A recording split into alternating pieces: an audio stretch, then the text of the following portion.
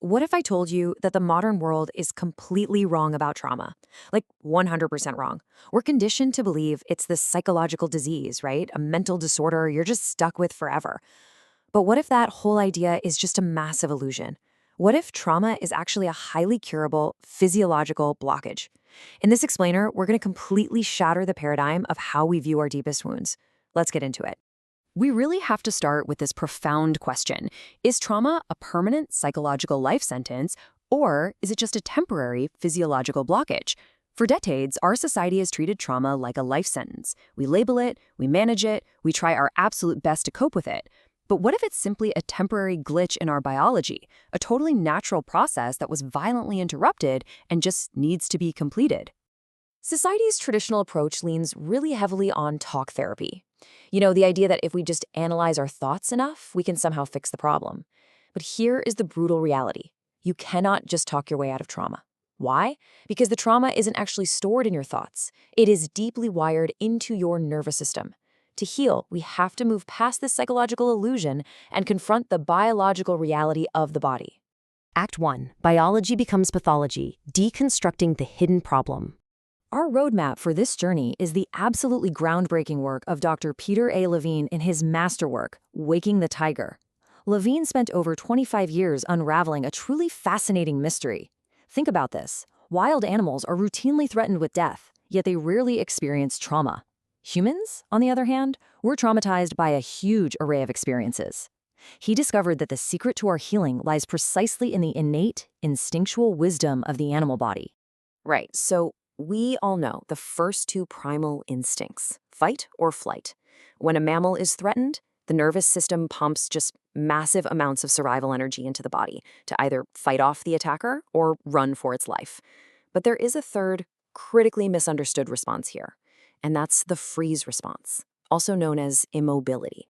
To really understand this, Levine gives us a brilliant analogy. Picture a cheetah stalking an impala out on the African savanna. The cheetah attacks, the impala sprints, but at the exact moment the cheetah makes contact, or honestly, even a split second before, the impala just collapses to the ground. Now, it isn't pretending to be dead. It has involuntarily entered a profound altered state of consciousness. Its brain has flooded its body with numbing chemicals to protect it from the intense pain of being torn apart. It's a brilliant last-ditch biological surrender. Now think about the sheer physics of that exact moment. That impala was running at 60 miles per hour. When it suddenly freezes, all that massive, explosive survival energy doesn't just disappear. It gets compressed. It gets trapped inside the nervous system like a tightly coiled spring. If the impala somehow survives, it literally shakes off that frozen energy and bounds away, completely untraumatized. But humans, we tend to override that instinct. We stay frozen. We might wear suits and use smartphones all day, but underneath it all, we are driven by the exact same primitive reptilian brain as that impala. As the ecologist Paul Shepard noted, the echoes of a million midnight shrieks still trace through our modern nervous systems. When we experience an overwhelming threat, like a car crash, an assault, or a terrifying medical procedure, we generate that exact same volcanic survival energy. And when we freeze, that energy becomes trapped. That trapped energy, that is trauma. Act 2. The felt sense, revealing the core framework. So how do we actually thaw the ice here? The answer lies in what Levine calls the felt sense. Now, this isn't an emotion like being sad or angry, and it certainly isn't a rational thought. The felt sense is the physical, bodily awareness of a situation. It's the subtle, nonlinear language of your organism.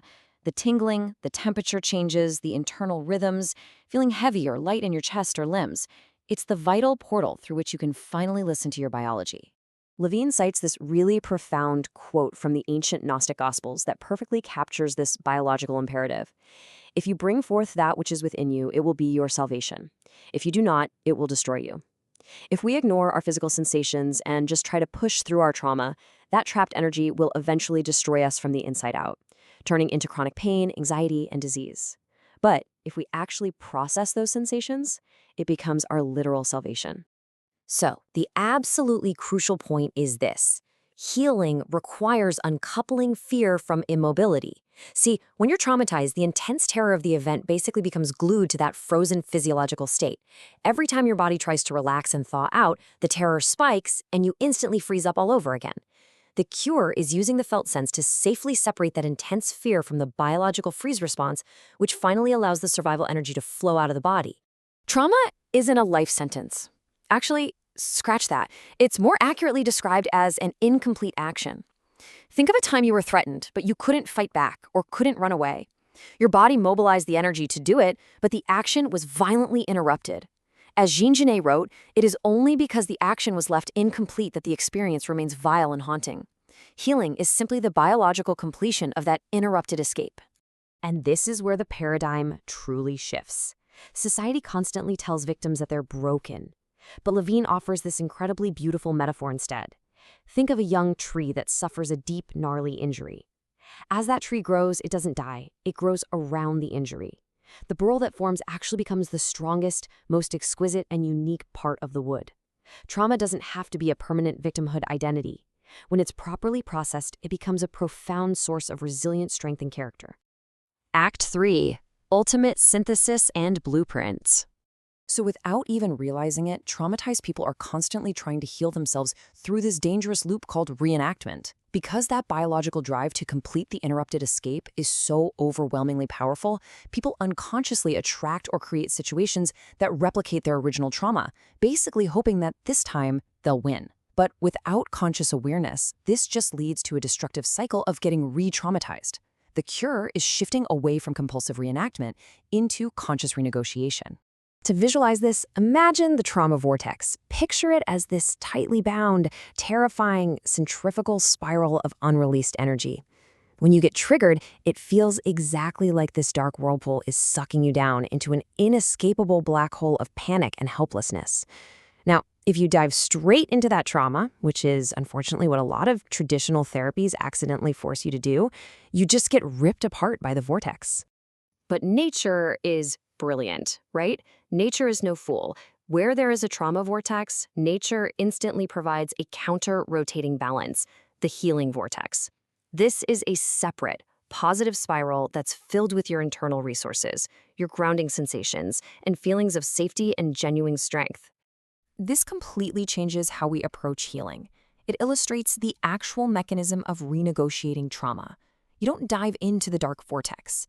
Instead, you dip a toe into the edge of the trauma vortex, just to feel a tiny bit of that frozen energy, and then you immediately swing over into the healing vortex to ground yourself and feel safe.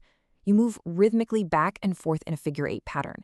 By oscillating between these two forces, you safely unwind and discharge that trapped volcanic energy without ever getting overwhelmed. Okay, so here is the biological blueprint for transformation in 4 steps. Step 1, access the felt sense. Really tune into those subtle, non-linear sensations of your body. Step 2, uncouple the fear. Allow the physical trembling or the heat to happen without attaching a terrifying story to it. Step 3, ground the body. Feel your feet on the floor, really feel the physical resilience in your legs. And step 4, restore aggression and escape. Allow your nervous system to physically imagine and feel the completion of defending your boundaries, bringing you all the way back to a state of total mastery. It's honestly a lot like navigating a roller coaster loop. When you first approach the loop, the sheer centrifugal force seems absolutely terrifying. You think there's no way you're going to fall out. But if you just trust the physics, the momentum holds you safely in your seat all the way around. By trusting your body's natural physiological laws, you can surrender to these turbulent physical sensations, safely complete the threat arousal cycle, and emerge on the other side completely intact. This brings us to the ultimate synthesis of Levine's work. Trauma is an undeniable fact of life, for sure, but it does not have to be a life sentence. When we stop treating it as a mental defect and start treating it as a physiological process that just needs to thaw, trauma completely transforms. It stops being a curse and becomes a primordial catalyst. People who resolve their trauma don't just go back to baseline. They unlock immense joy, vitality, and this profound, almost childlike reverence for life.